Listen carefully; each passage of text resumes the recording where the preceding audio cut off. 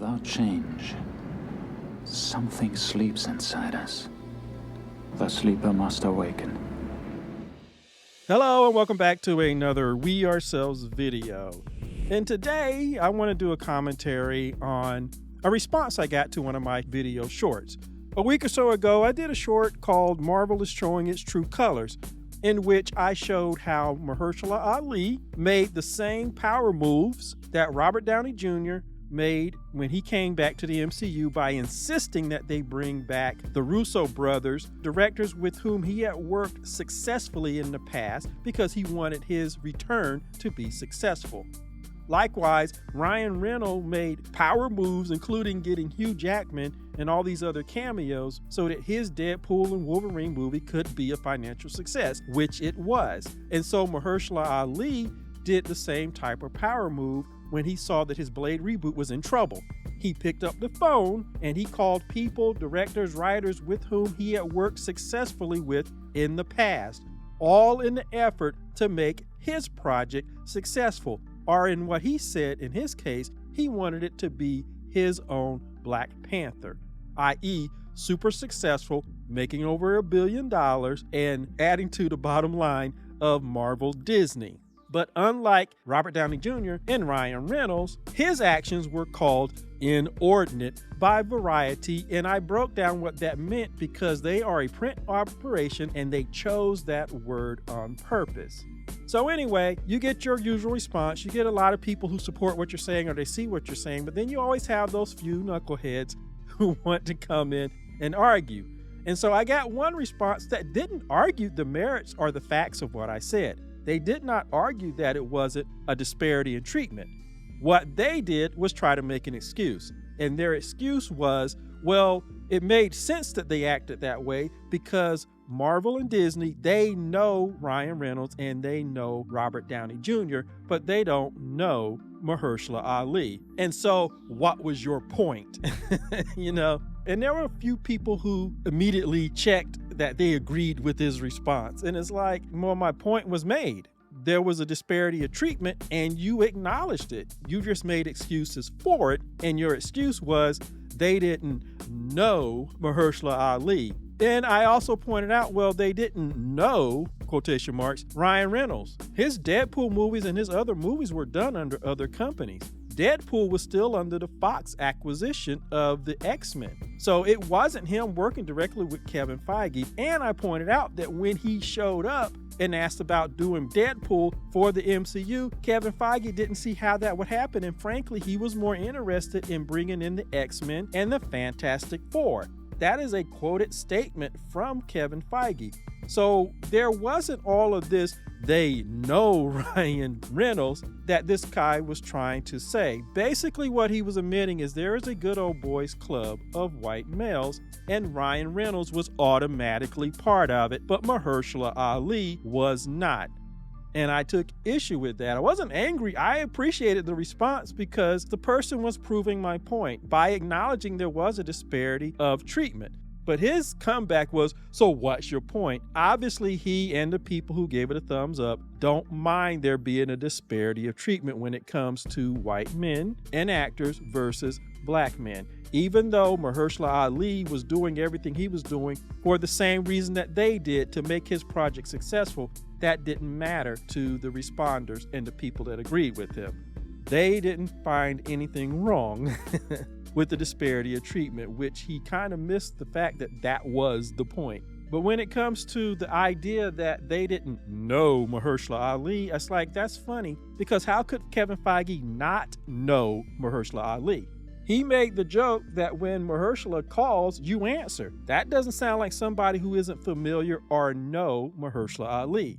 He and Marvel signed on the dotted line, and they announced that Ali was going to be the new Blade in the MCU, and everybody, including Kevin Feige, was ecstatic about it.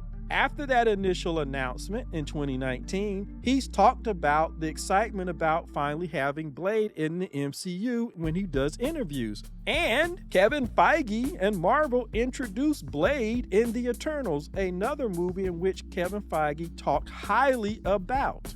So all of this doesn't sound like Kevin Feige does not know Mahershala Ali, not to any rational person. But if you're somebody who believes in the disparity and don't mind the disparity, particularly if you think that you're on the receiving end of the benefit of being on the top and not the one receiving the unequal treatment, then you don't care. Again, which is why he was saying to me, what's my point? But he missed that was my point. And you proved it by substantiating it and then saying you didn't care, that there is a good old boy system. And Mahershala Ali, the black man, the award-winning black man, the black man that they signed the deal with before Ryan Reynolds, and the one that they talked about glowingly, that they introduced at the convention to enthusiastic response, and the character that you introduced in a movie that you personally liked and talked about all the time. Yet somehow, with all of that, Ryan Reynolds is automatically in the club and they know him, but they don't know Mahershala Ali, who they've actually had more professional experience with.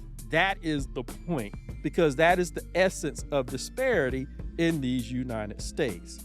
From a personal point of view, I just want to relate a story that I experienced. I worked in the public access arena when I first got into video production. I was under the PEG idea, and basically PEG stands for Public Education and Government when it comes to public access. Anytime you see any kind of government meeting, board meetings, county commission meetings, things like that, public hearings on bonds and capital construction projects and stuff, and they want to get public feedback and they might air that, that's all government access. Because what happens is channels, digital channels and HD channels were allocated to the government, to the educational system, and to public access. And so for the government, they normally air their meetings. For the educational side, they air the school board meetings and other programming on their dedicated channels. And then you have public access, where across the country, before they gutted it in the 1997 Communications Act, public money was set aside by the cable companies as part of their agreement to having these channel allocations. They provided space and opportunities and environments so that public can come in and they could get media literacy. They could learn how to use television, radio, and film technology. That's where you got a lot of your locally produced shows. It wasn't just NPR doing regional stuff. You had local shows. You had talk shows that were done on the local access channels. You had the radio, and so they could teach people how to do radio shows. And so that's where you got all of this local programming that was done locally, and it was done back when that was the appropriation, and that's what they had to do. And so that was the public access part of it. And so one of my first jobs was being in public access. I worked in the educational part of it too, but also being in public access and doing programming that was geared for the public.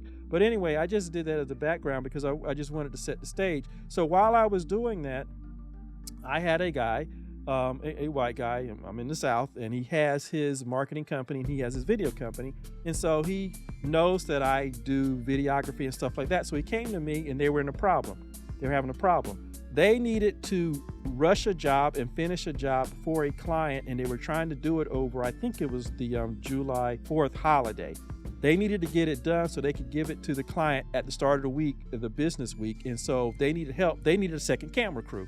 And they knew that I was into videography and stuff like that. So they asked me. I said, sure. I pulled some strings. I okayed it with my current boss. I got equipment. So I became the second camera crew. And I worked with one of their producers, one of their employees. And we went out. We were the second camera crew. We were able to double what they were able to do in a limited time. I gave them my footage. It was even better than what they had. And they were ecstatic. They were able to finish the job. They even added a rush fee. So it directly contributed to their bottom line as a small marketing company that was moving into doing video work, not just print marketing for their clients. Got a thanks, a pat on the back. They paid me for my time, but long story short, I was able to save them and help them and show my skills because I was doing all kind of production with public access, you know. So anyway, a short time later, they realized that to go full tilt in this, they need a video production manager. They announced the job. I found out about the job. Obviously, I applied for it, but I never really hear anything back. Then a friend of mine I went to high school with who works for one of the video companies. Back then, it was really popular for a lot of local video companies to also take people's old pictures, albums, and stuff like that and transfer it to either video or to DVD-ROM. And so my friend, he came to me one day and he says, yeah, the dude keeps coming in here and asking me if I know anybody else, but I know you applied. So I told him, it's like, why didn't he hire you? And again, this is a white guy also. And need I say that I am black? And it's like, yeah, that is strange, but I know what's going on. But eventually the guy, he hired me, okay? But he was worried that he didn't know, and there's that word know, he didn't know if I would fit into the routine and the environment. Keep in mind, I worked successfully with them to help them out of a bind by being a separate camera crew and working with one of their people.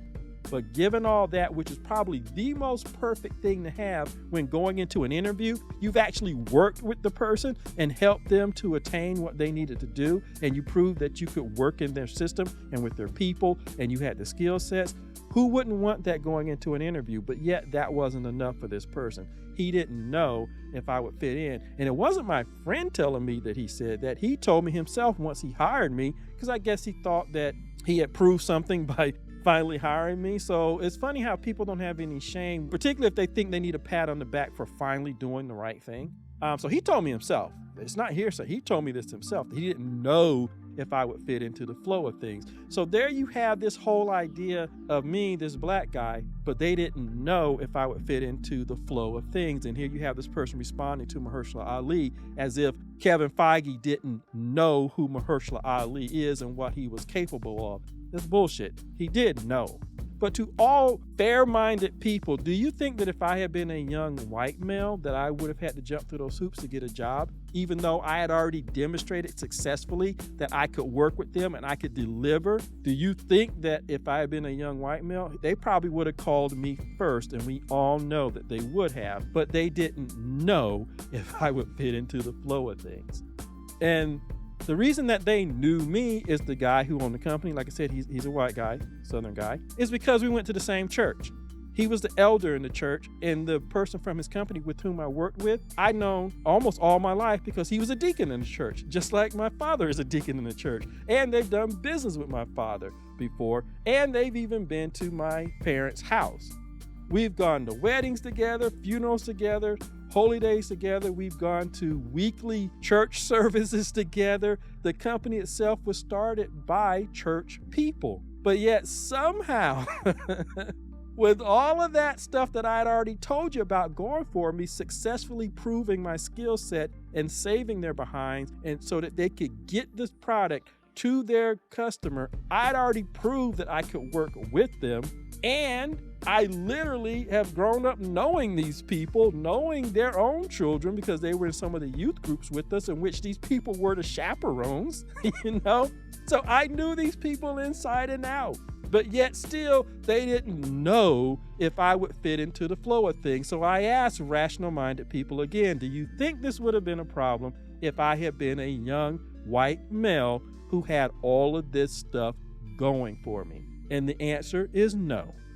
But because I was a young black man, all of these things that would scream he's a fit did not matter, because they didn't know if I would fit into the flow. And we all know why they said that.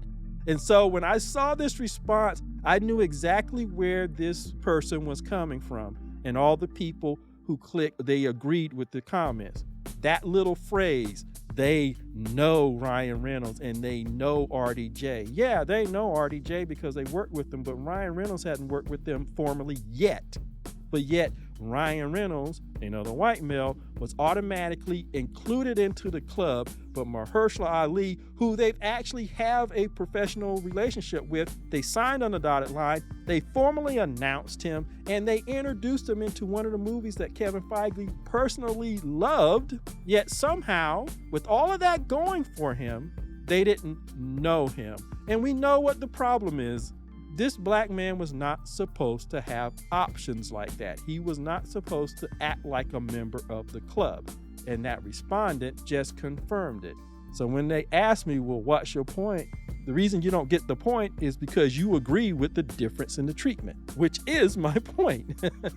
They do it to the detriment of their own bottom line when they hold on to this good old boys club, and certain men immediately are into that club And what they do is lauded as power moves, but when a black man does the same thing, it's seen as inordinate. And like I said, variety is a print operation, and they chose that word on purpose because what they were saying is he was excessive. Mahershala Ali was excessive. He went beyond the bounds. He went beyond the limits of what was appropriate.